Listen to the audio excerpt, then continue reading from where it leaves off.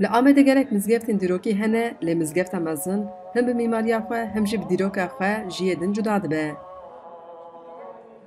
Ji bo mislimanan ev mizgefta pêncemîn a Herêmê Şerîf e. Li dema Xelîfe Ömer da di sala 639 de Amed ji aliyê Artêşa Îslamê ji destê Bîzansê hatiye sendin. Bi fetha Amedê Îslam li Anadoliyê belav bûye. Beriya İslamiyetê ev avahî dêr bû, beriya Xristiyaniyê jî ciyê avahiyê da perestgeheka paganî hebûye. Lewma nayê zanîn ku di kîjan salê de hatiye lêkirin.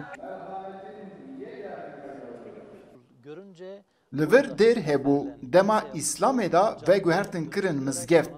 Ev li Anatoliyê yeken derê ku kirine mizgeft û bi navê Camiya Kebîr ango mizgefta mezin ket nav Gencîna Îslamê.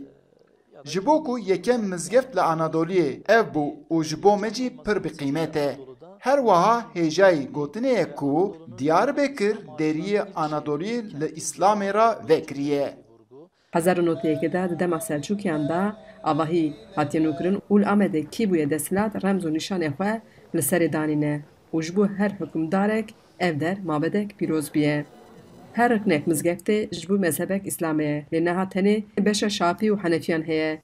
Ji tamamê dinyayê jî werin li viraneka kî were bi xêr hatiye bi serçavar hatiye bira bi edeb û bi usul û qayda were zikê camiyê em wisa dixwazin bira yek jekîra tepkî göstermiş neke bira bi hevran nexeydin bi hevî nêkara xweş û baş xeber bidin ziyaret olar hevraneka tê qulemîşkirinê wekî de jî bisulman be ne bisulman be jî herkes kare were camiyê bibîne. Ne tenê rûniştvanên bajêr, li derveyê bajêr jî mizgeft rawestgehek jêneger e.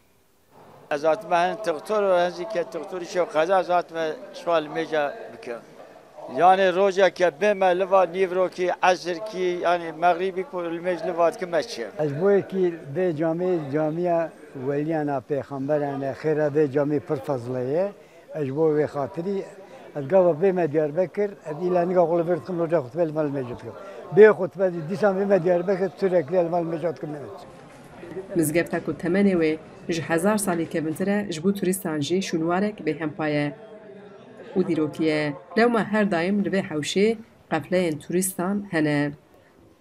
Sanatek pir mezin, nexşê pir xweş li ser hene. Her yek ji serdemekê mayî û her yek manawan pir mezin e.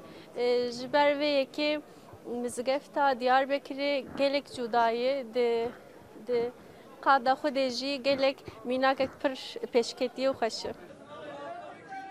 Him mizgefta mezin, him parka li pêş wê ji bo gelek rûniştvanên bajêr qadeka bêhmedanê ye.